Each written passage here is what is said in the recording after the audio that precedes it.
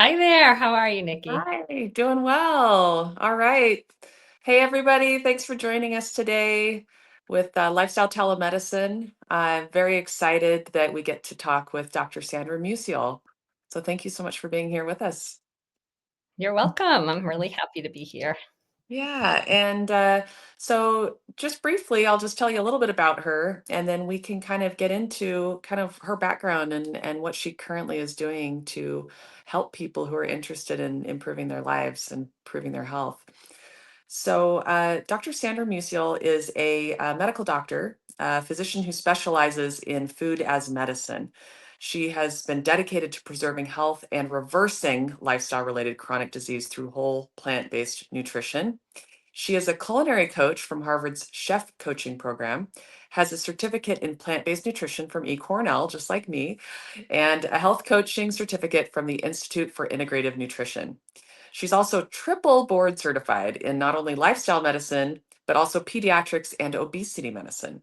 And she started an obesity clinic and the first vegetable garden at Hasbro.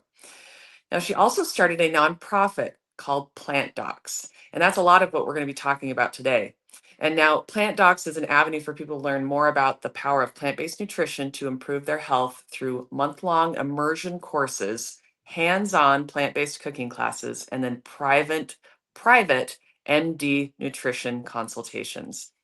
All right. So, Sandy, why don't you tell us a little bit about, what a little bit about your background, just kind of you've done a lot of things and you're obviously like very much into this lifestyle medicine movement and whole plant-based nutrition. But I'd love to hear a little bit more about like where things kind of started out. Sure.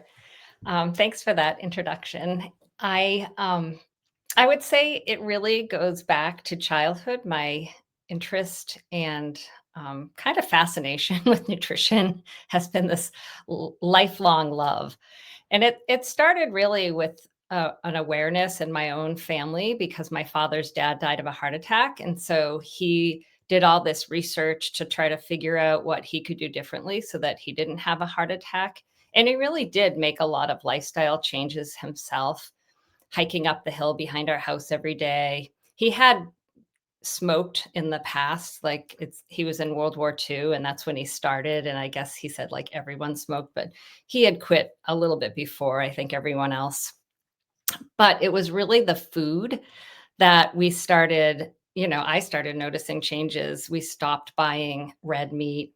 We started taking the skin off of the chicken. We stopped deep frying foods. And I remember just thinking, wow, like there's this connection between the quality of the food that we eat and these health outcomes and this early death of my Uncle Mike. So I decided to study nutrition as a major when I went to the University of New Hampshire. And then when I decided to go to medical school, I remember thinking, this is kind of a bonus. A lot of people that apply to medical school don't have this nutrition background. And people were very interested. I remember on the whole interview track asking me about nutrition and why I was studying it and why I was interested in it. But interestingly, in medical school, as you know, there was very little nutrition. So I remember thinking, good thing I spent 4 years studying nutrition as an undergraduate because we really got barely anything. There were a few lectures I remember talking about some of the population studies. Like I think it was the Korean War soldiers, where they, after the Americans and the Koreans died in battle, they compared what their coronary arteries looked like, the Korean boys versus the American boys. I don't know if I have that right. Do you remember this study that I'm talking about? Yeah.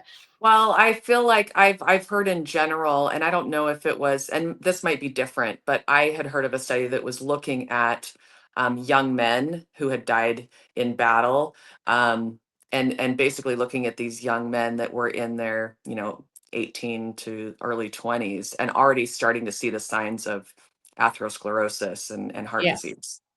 And what struck me in medical school was the Korean boys hardly had any sign of disease. The linings of their arteries were clean, like young children, like they should be, right? And the American boys already had early signs or more of coronary artery disease. They had early plaque being laid down and fatty streaking and from an unhealthy Western diet.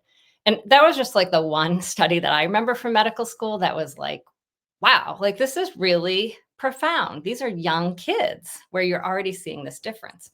And that's pretty incredible that that was, I mean, I know you got very little nutrition education, but the fact that they actually showed that True. and talked about that, I mean, that's more than what I got, definitely. That's true. I do appreciate that. Um, and then after I came to Rhode Island, that's where I live now. I came here for residency, and I fell in love with the whole pediatric population and did a lot of focus work on nutrition within pediatrics. I became a lactation consultant and spent a lot of time talking about nutrition. And early on, what I had learned in medical school is like, we need cow's milk. Children need cow's milk to build strong bones. And that was this like rhetoric that doesn't seem to be very evidence-based, that was really kind of pushed on everyone, right? Everyone still believes that. Like it's a little bit brainwashing is what comes to mind. But I had this one patient that came to me in my private pediatric practice who was very educated. And she had this kind of cutting edge doctor who had told her to read the China study and told her that her children shouldn't be drinking milk. And so this was all like, what? This doesn't sound like science to me. And I Yeah. and I didn't realize the China study was a book by T. Colin Campbell, really doing a deep dive into nutrition and health. And then there was a second incident about a fellow weaver of mine who I was taking this new weaving class. I joined this group of women, and there was one woman who would come and she wouldn't weave because she had such terrible eczema or psoriasis on her hands. They were cracked and bleeding, like she couldn't handle the yarns. And she started talking about her doctor who told her to read the China study. And Rhode Island's a small community, right? So I'm like, this has got to be the same doctor. And so she started talking about these new foods she was introducing, all whole grains like quinoa and farro. And everyone was like, what's quinoa? This is probably like 20 years ago now. And cutting out milk and dairy. So then we started chatting, and what fascinated me, because at first I was skeptical, but every week she would come to weaving and her hands were getting clearer and clearer. And after about 5 or 6 weeks, she was like, I can't believe this. They've never looked this good before. And so I was like, okay, what's that book and who's your doctor? And, tell me more. And so then that's when I went out and got the China study, read it. And it was really a pivotal book for me. It's kind of like, I remember it included the study about the Korean soldiers and many more, sightings of different population studies and research that had been done.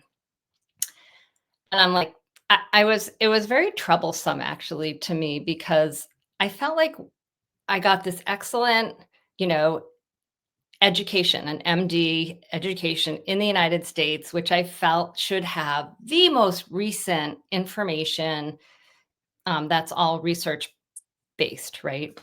And I felt like that wasn't so, like that they really weren't keeping up with the most recent information about nutrition and health, and that I had to find it from a book seemed kind of ridiculous. And that just started me down this kind of probably a similar path you have done, where I'm like, where can I get more nutrition information that's really like the truth, that's based on evidence? And that's what led me to, I was going to get a PhD in nutrition. I was like, what are my options? Like, how can I learn the most I possibly can? And so that's where I found the eCornell course. And then I was like, well, I'm going to do a not a fellowship, get board certified in obesity medicine. I took the course at Harvard. I'm like, this has got to be the best information in the world. And Yeah. even there, like, I was just shocked at like the lack of science that they were using as part of this board certification. It felt like it was already outdated because the process of, what's required for board certification, what they're going to test the physicians on, there's this lag, right, from the time the science comes out till it makes it on a board question and then part of a board course. So anyway, So with that, did they talk about nutrition when you were getting board certified in obesity medicine through sure, Harvard? but I felt like it just wasn't enough. It was these studies that I felt like weren't representing like the big picture. They were like, I remember one study where they were comparing different diets, and they were just looking at macros, which, our country's obsessed with. So they were like Right. high protein, low carb, or, high carb, low fat, or high, and without looking at the details, like, well, what kind of carbs are those? Is that, pastries and white bread, or is that farro and buckwheat? Like, it Right. matters. It does matter. Yeah. And, and to me, like, that's one of the biggest faults in so many of these studies is the lack of those details. And it's hard to do these studies, but they would draw conclusions saying, oh, like this high protein diet is better, low, so carbs are all bad. And it just was very frustrating to me because I just felt like this is what we're being tested on. This is Mhm. what all the doctors in America who are getting board certified in obesity medicine are learning. It it was Right. it was really disappointing to me because to me, that was like the best education in the world that I could get, and it wasn't good enough. I don't know, Yeah. it wasn't. Yeah. So, yeah, I was really kinda disappointed with my whole profession. And not just that, and, I could go on and on, but the healthcare system and the way our healthcare system is structured and how, like, we would see children who are, as I'm a pediatrician, I'm just seeing all these conditions, like type 2 diabetes, obesity, early heart disease in children, hyperlipidemia, getting worse and worse and worse on my watch, right? So while I'm a doctor, everything's getting worse. So clearly what we're doing is not good enough, right? It's not the right approach. And if I And wanted to see someone for like a child with obesity, I had to we had to make up other codes like were their liver enzymes elevated in order to get paid to give them nutritional advice. It just seemed all wrong to me. We weren't valuing the whole preventative approach to healthcare. right, right. And then here to be someone who is, I would say, educated to the nth degree, right? You should be the person that knows everything about what it takes to help a child who is obese because you're, trained in pediatrics and obesity medicine. And to feel like your education was lacking as a medical doctor, board certified in those, is just incredible to me.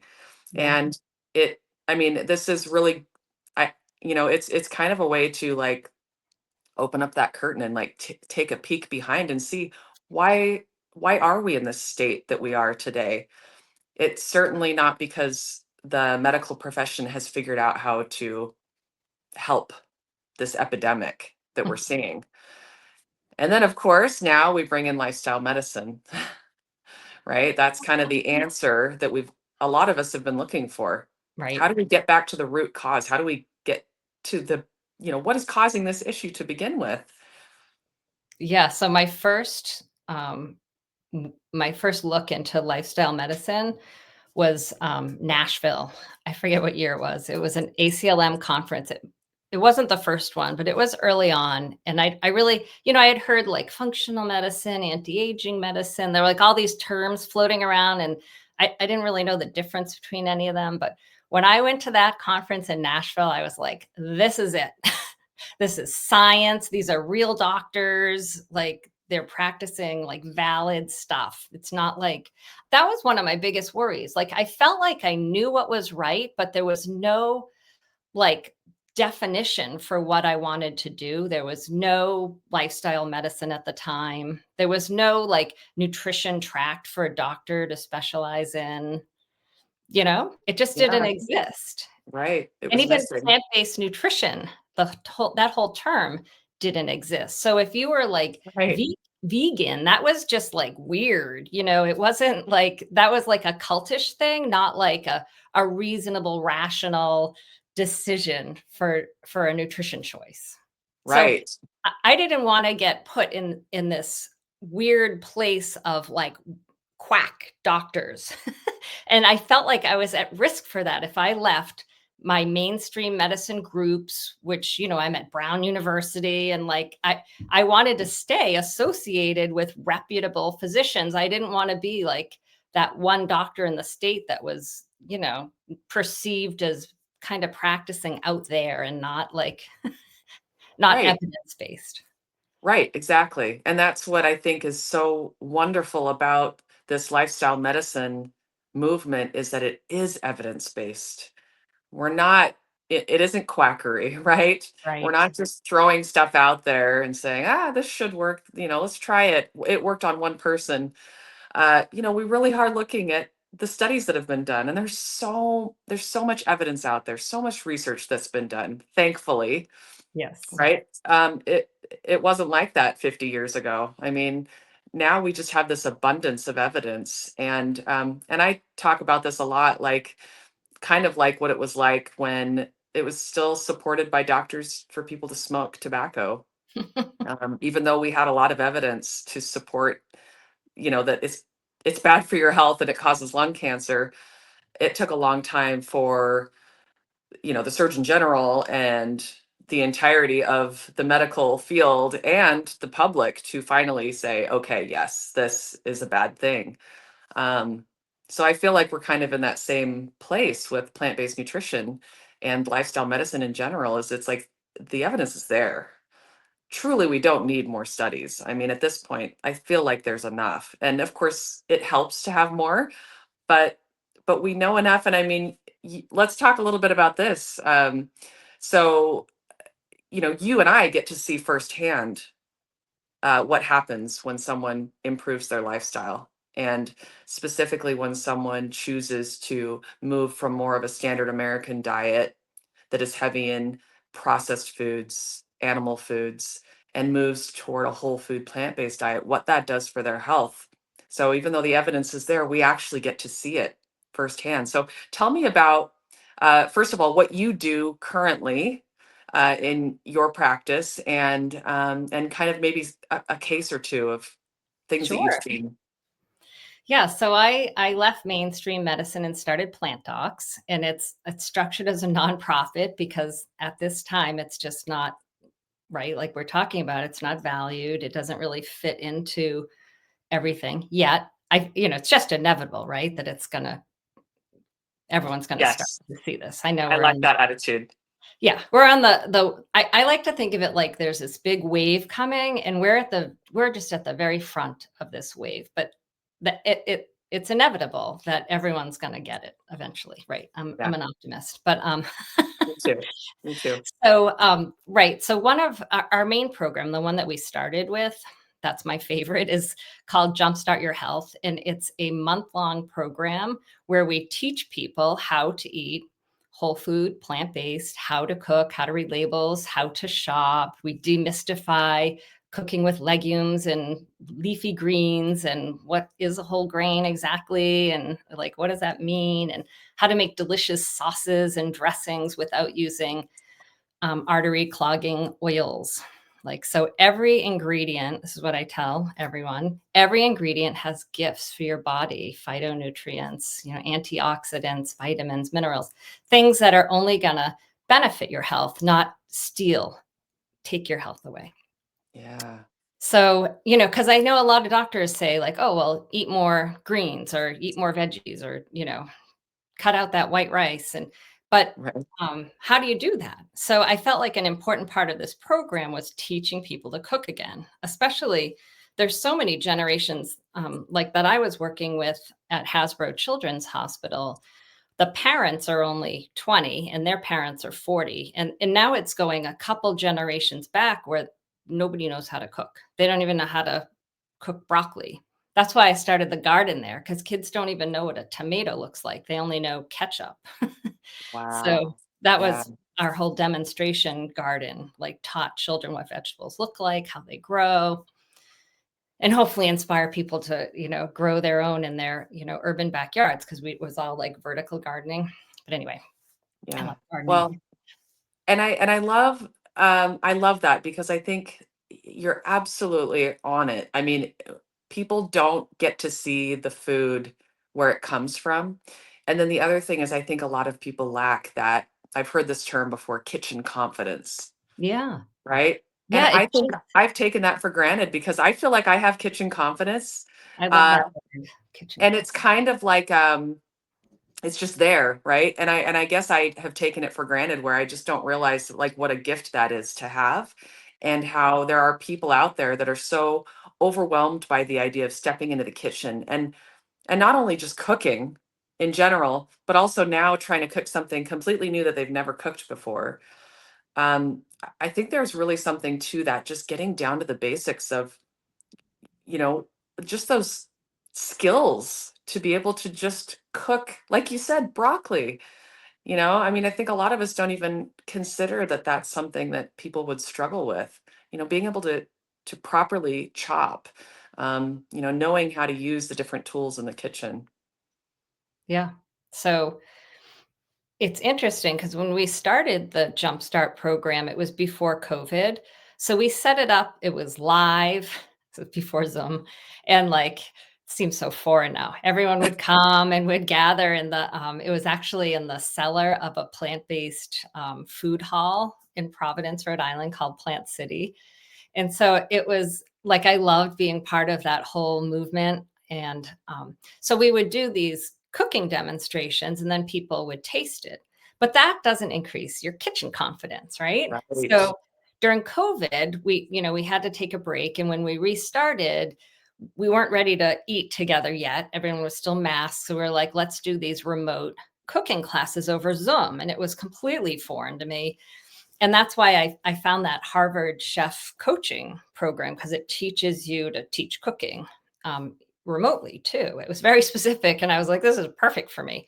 So we started these remote cooking classes where we'd be like, see, this is the kale. Here's how you strip it. Here's how you chop it. Here's what your pan should look like.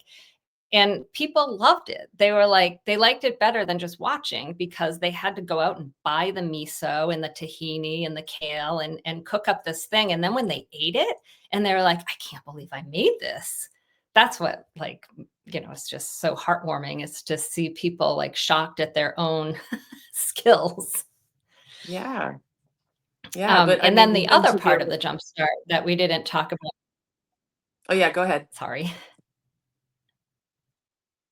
I was going to say the other part of the jumpstart is that we do labs. So we draw labs before and after. And I wanted to show the participants that they could see in just 1 month. We also did their weights, their BMIs, their blood pressures. So like you could lose a little bit of weight. And we looked for about like a half a pound to a pound a week, just a nice, healthy, it was the side effect of eating well, not like the primary goal. People's blood pressure dropped significantly, like 10 points of the systolic and 8 points in the diastolic in 1 month. Total cholesterol and LDL cholesterol dropped significantly, about 40 points and 20 points. And Wow. then we also checked liver enzymes and hemoglobin A1C and fasting glucose for like a diabetes marker or pre-diabetes marker. And that drops an average of zero point 0.2 during the month. So if you're like pre-diabetes at 6.0, for example, you on average, you'd be 5.8 at the end of the program. And then the hugest drop was an inflammatory marker, because so many people have this chronic inflammation and it drops 32% in 1 month, like Wow. so quickly. And that was measured with something called an HSCRP. So we were just kind of blown away, the physicians who were running this, by the results we were seeing in such a short amount of time, which, fueled our desire to keep going with this program and our plant docs efforts. But I did collect data over the first like 2 to 3 years and published it last November in the American Journal of Lifestyle Medicine, because I wanted to prove that what we were doing wasn't just something I made up, and but it's actually statistically proven to do these things on average. So. Yeah, amazing. So do you have any, I know that those were kind of, I mean, that's for your entire cohort of people that went through the program, the average improvement. Do you have any cases that kind of stick out of people that you've worked with? Yeah, there's this one woman I always tell her story, Deb. She was from upstate New York, and she was my first remote participant. But she was someone she's Italian, so she loves cooking with her olive oil.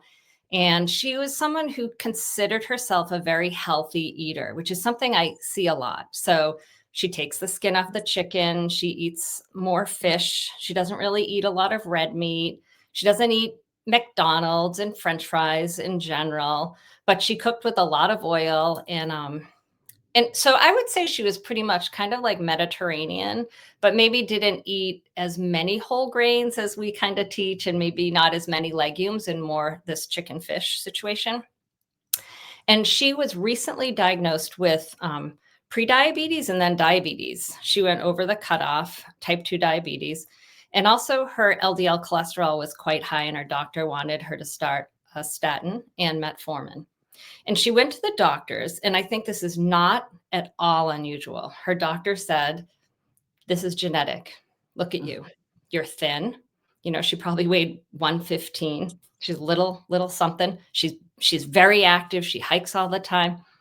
But, you have this high cholesterol and you have diabetes. So look at you. It's got to be genetic. You need to go on these two meds. And she was like, "I can't do anything to change my diet." And her doctor said, "No, it's not going to make a difference." But she found me because her brother had done the program, who lives in Providence. And so she called me and said, "Can I please do it remote?" And in 1 month, she had a normal A1C, and her cholesterol came down like 50 or 60 points. Because she was, I mean, her LDL cholesterol came down 50 or 60 points.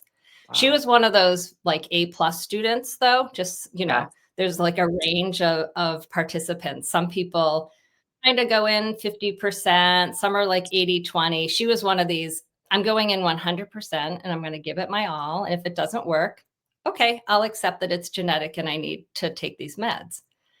But I just, I love that story, because I think that is such a, I don't know what the word is. It's like a mistake to me, but I was trying to think of a gentler way to say it, that people are told that their conditions are genetic. And to me, that means give up. What you do nutritionally is not going to matter, and just take these drugs. And I just think that's so unfortunate. I agree. And you're right in that it is something that happens a lot, unfortunately. I've heard this story several times from many different people who say that, they've been diagnosed with whether it's diabetes or even a cancer diagnosis, and they're coming to their doctor saying, Yeah. "What can I do?" Right? How can I Yeah. change my lifestyle to give myself the best outcome here? What can I do Yeah. to I maybe want some prevent these control of my health. medications? Yeah. Exactly. Totally. And Yeah. they're being told there's nothing that you can do. In fact, you just continue doing what you're doing because it doesn't really matter if Mhm. you change your diet, right? I mean, people are being told this who are getting these life altering diagnoses of things like cancer, and they're being told it doesn't matter what you do, just get the Yeah. treatments that we're telling you to get, like the surgeries and the chemotherapies. Um, so, Can I so, tell one more so, story? yes, please. I would love to hear another story. Yes. I had this other participant for the Jumpstart, Carol. And when she came in, this was when we were doing the in-person one. So we weighed her on our scale and took her blood pressure. And there were 3 doctors that we were all doing the program together at the time. And her blood pressure was like 200 over like 110. And she was overweight, high cholesterol, like had like all these things. And we were all like, and one of my partners said, "This isn't okay. Like, you need to go to the ER, and you can't just do this. Like, you need to do." And she's like, "No, I've been on all these hypertensive meds. They have terrible side effects. I really want to just try this. I promise, like, I'll be an A student. Like, she was one of those people who really just wanted to try it. And so we were like, okay. So she, at the end of the month, she had dropped her blood pressure to like 160 over 95. You know, it was still like high, but going in the right direction. Yeah. And I, you know, and we don't follow everyone after the program, but 3 months later, she sent me a picture of her blood pressure reading. It was 120 over 70, and Ah, it she just stuck with it and all on her own, and she just kept up what we taught her. And it gives me chills every time I tell that story that she did it. No meds. And it's possible. yeah. Yeah. And it's the better option too, right? It's uh taking a medication to decrease your blood pressure from 200 over 100 down to 120 over 70 is not the same as doing it through the diet and the lifestyle, right? Like helping your body actually heal itself instead of just falsely decreasing your blood pressure using medication. It's not the same.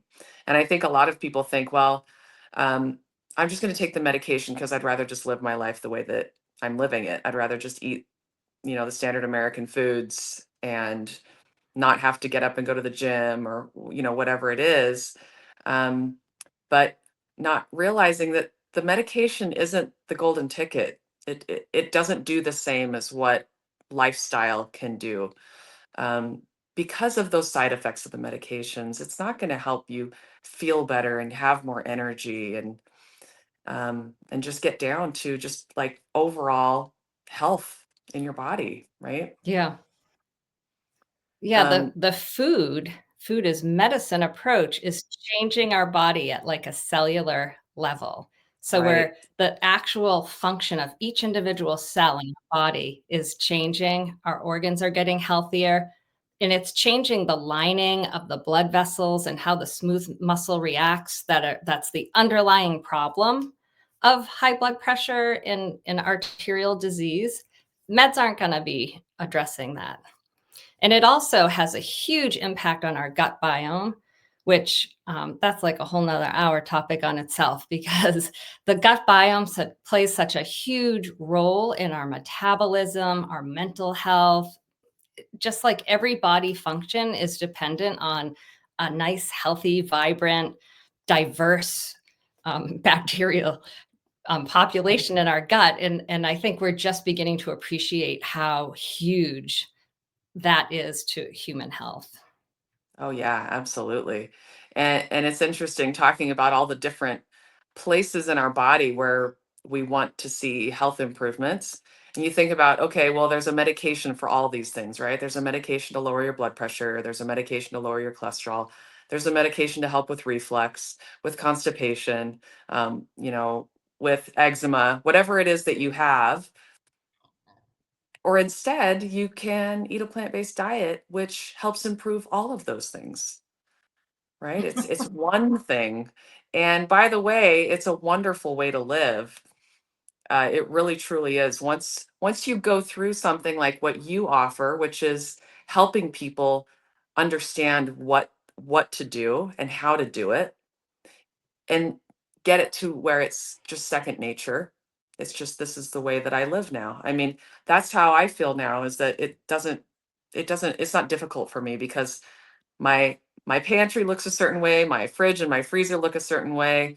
I eat the same similar foods all the time and it's just what I do now. I don't really have to think about it anymore. Once you get to that point, it's just such a wonderful way to live because now everything about your life is putting you into that, you know, better health.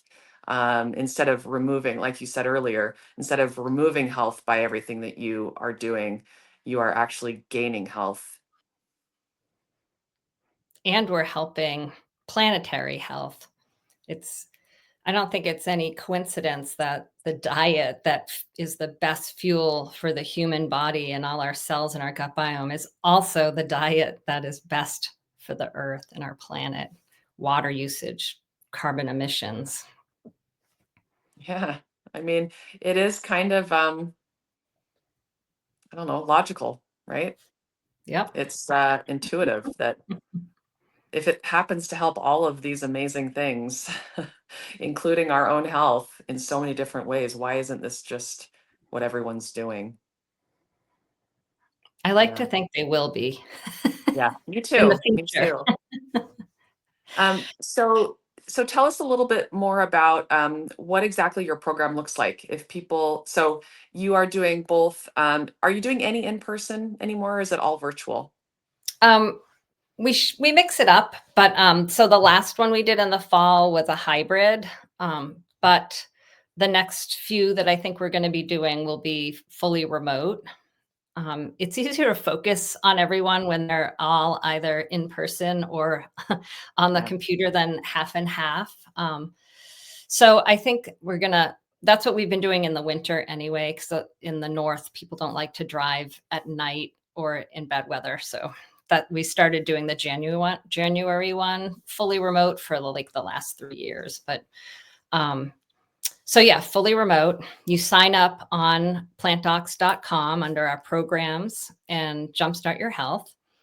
And then once people sign up, we start like communicating. There's some videos to watch. We always have homework. We have people watch Forks Over Knives before the program starts, so we can kind of talk about that. We use all different kinds of tools that I pull from the best experts and my teachers and mentors across the United States and globally. So I don't feel like I want to reinvent the wheel when Dr. Greger has made this amazing app that I love to Right. use, for example. Like, so that's how we work. And then the cooking classes, the rest, there's like a portal that everyone has access to with all of our resources and all the recipes. And so you get the ingredients before the cooking classes, and we all cook together so people can ask questions. We can slow down to make sure everyone's caught up. And at the end of each cooking class, you've made a breakfast, a lunch, and a dinner. And then Wow. plus we've talked about ways to like repurpose the dinner for other dinners or lunches. So I feel like it helps, empower people and give them the tools to be successful. And then so the cooking classes are our second and fourth class, and the first, third, and fifth are educational talks, discussions, and activities. And Great. then there's some videos. I'm accessible to everyone throughout the entire program by text, by email, by phone call. So it's kind of, I'm there for everyone. I just want everyone to succeed. So if people are having trouble, I want them to reach out to me. And then at the end, I meet with everyone one-on-one.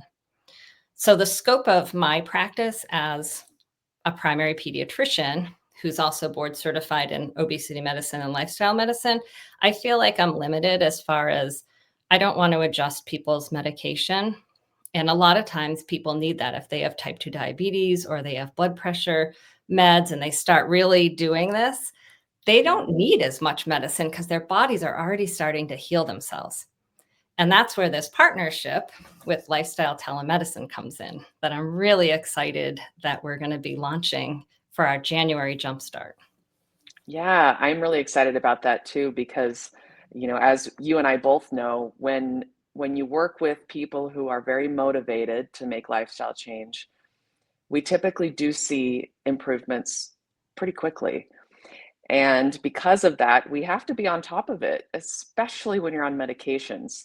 And like you just mentioned, especially those diabetic Mhm. medications, blood pressure medications, you can become over medicated very quickly, which can be dangerous, right? Yes. So, so the nice thing about us partnering together is now you've got this team of doctors who are licensed in all 50 states, DC, can see patients internationally, that whoever signs up for your program, if they feel like, well, I don't know if my doctor is going to be supportive, or maybe I don't even have a primary doctor right now.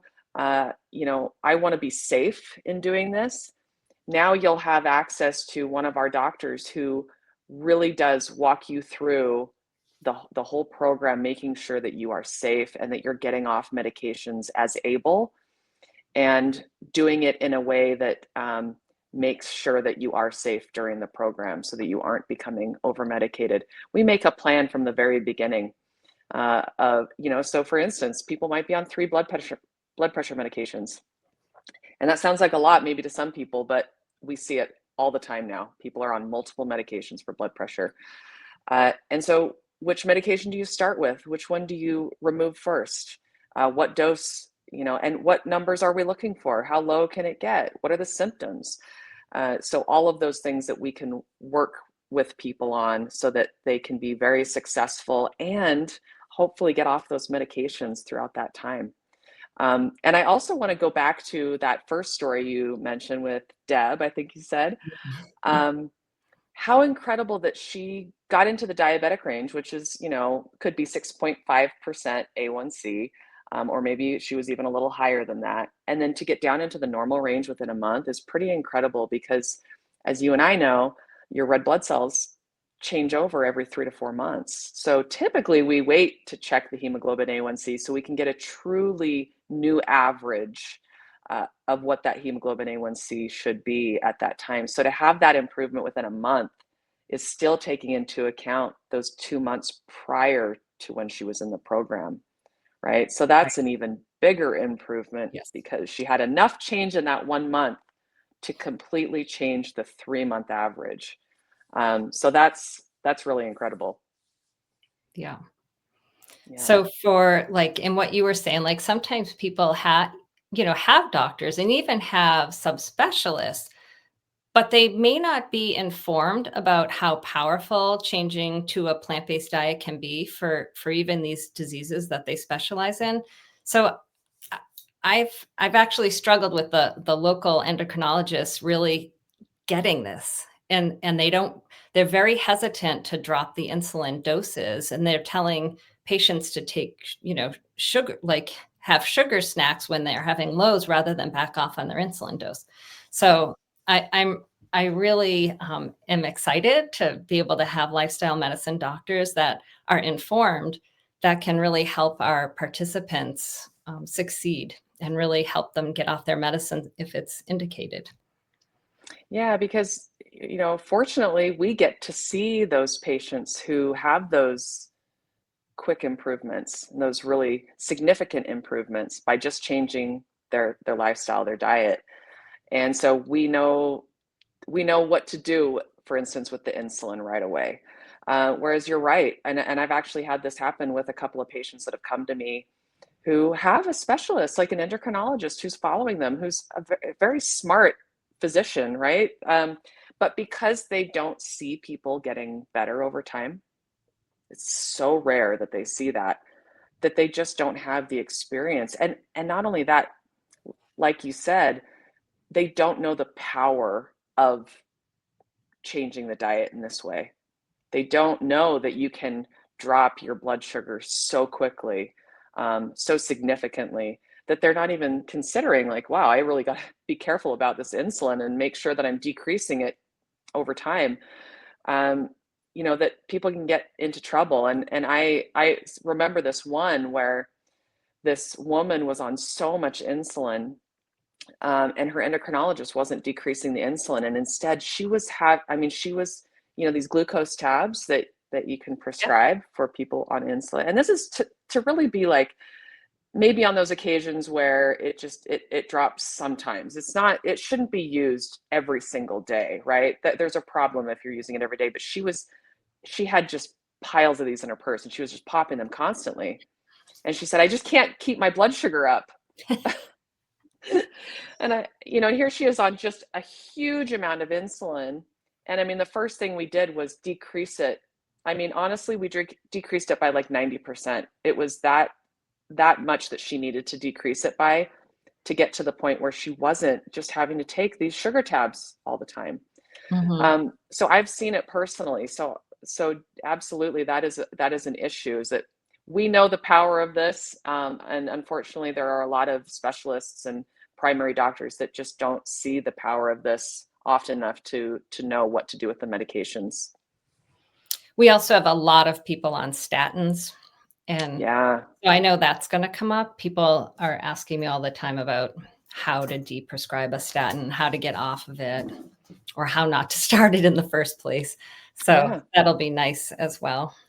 Yeah, yeah, because there are going to be certain circumstances which staying on a statin makes sense, but I would say for a lot of people, if you're just on the statin because your cholesterol was high, there's a good chance that you can decrease your cholesterol through lifestyle changes, and then we can do a trial off the medication and then retest you to see if you even need it, because we can use all sorts of tools to determine whether or not a statin even makes sense for you anymore, right? And this is evidence-based. This is looking at, using algorithms that a lot of primary doctors and cardiologists use to determine if someone is a good candidate for a statin.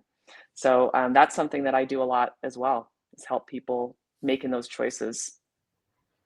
Yeah, that's great. Yeah.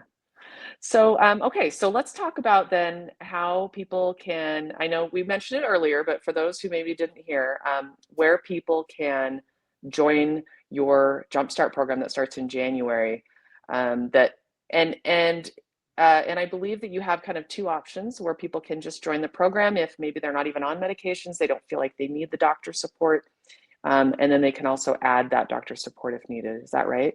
Exactly. So they Okay. sign up for the Jumpstart Your Health under plantdocs.com, and then they can have that additional option to choose this medically supervised care, one-on-one care with a lifestyle telemedicine doctor who's licensed in your state to get that extra piece. Yeah. And then that will be like a separate process. Yeah, and so you can go to Dr. Musial's website, plantdocs.com. We also have the program listed on our website. So if you go to our website, lifestyletelemedicine.com/plant dash docs, then you can also access the program from there as well. So either way, you'll be able to find what you're looking for there. All right. I want to just, I know we've just got a little bit of time left. If people have any questions, you are welcome to put any questions that you might have into the comments from wherever you're watching from, whether it's YouTube or Facebook or Instagram. If you put your comments into, put a question into the comments, we can pop those up and answer any questions that you have about maybe the program or anything to do with really lifestyle medicine or a whole food plant-based diet. And yeah, we'll just see if anybody has any questions for us. Okay, Dr. Musial, do you want to read that one for me? See, I have heart disease and esophageal dysmotility, trying to follow a plant-based diet. However, I struggle to follow this diet, which requires variety and large portions. Any suggestions? Yeah, what do you think? What are you trying to follow? I guess the large portions, I'm just questioning, is that because you're saying because the food is not as calorie dense, you need to eat more volume? Or is Probably, I'm thinking that that what she's getting that's at? probably what she's getting at, is that because it is plant foods are typically lower in calorie density, Mhm. you tend to eat more food to get the same amount of calories that you would with a more animal or processed predominant diet. So she might benefit from, more smaller meals, Yeah. like 4 or 5 meals a day rather than trying to get everything into 3 meals a day. Hmm. Um, I Yeah, would I agree. think that, getting rid of the oils and the fried foods, will kinda help everything. I don't know if it's a texture thing either, like, things need to be softer, um, for the dysmotility, so Yeah. sometimes these nuanced things, it's helpful to have, like, a one-on-one consultation to go over the specifics, and where having a lifestyle telemedicine doctor can help, with this kind of individualized, nutritional needs. Yeah. Yeah. I completely agree. And I think one more thing, she was talking about variety, and it is important to get good variety so that you have a good, healthy microbiome, right? But if you're brand new to this, sometimes, as your gut microbiome is changing, you can have some extra bloating, you can have some GI stuff. as you're healing and as you're, really improving that gut microbiome over time. So I usually will tell people, to add things. So like, for instance, if beans really cause you to get quite bloated, start with one type of bean, and especially lentils are usually more easy to digest and handle. So you start with that, and then you just kind of increase over time, not only the amount, but the different types. And that is, like you said, something that really should be discussed with one-on-one to really come up with a plan for that. So thank you for that question. That was great. Mm. All right, let's see if maybe we've got time for one or two more questions. If anyone has any other questions for us today.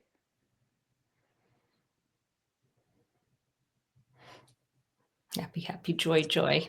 Do those drops happen even for maybe the drops in the happen even for folks who eat healthy but are pescatarians or vegetarians? Yeah, so I can start with that. So yeah, in fact, I had a patient. I actually interviewed her, so you can go back and look. But her name's Amy Garoso, and she came to me, kind of like your patient that you mentioned before, Deb, where she was, had a normal BMI, was otherwise living a pretty healthy life, doing Mhm, exercise and eating more of like a Mediterranean kind of pescatarian type mhm. diet. And her cholesterol was high. And she said, she came to me and she said, I don't know that going plant-based will really help me. I think this is more genetic because really I'm quite healthy already. And so I had her do a similar jumpstart program to what you offer, but it's a 2-week one. And her cholesterol dropped, I want to say it was by 40 or 50 points, her LDL, down into the normal range. I mean, it was incredible, the drop that she had. So yes, it isn't just things that we see in people who have multiple chronic diseases, who are otherwise, unhealthy, where we see these big drops. We can still see them in people who think that they're doing all the right things and are still having some health issues. I just wanna add that I often get, vegans that come to me and they say I'm an unhealthy vegan. I'm one of those junk food vegans.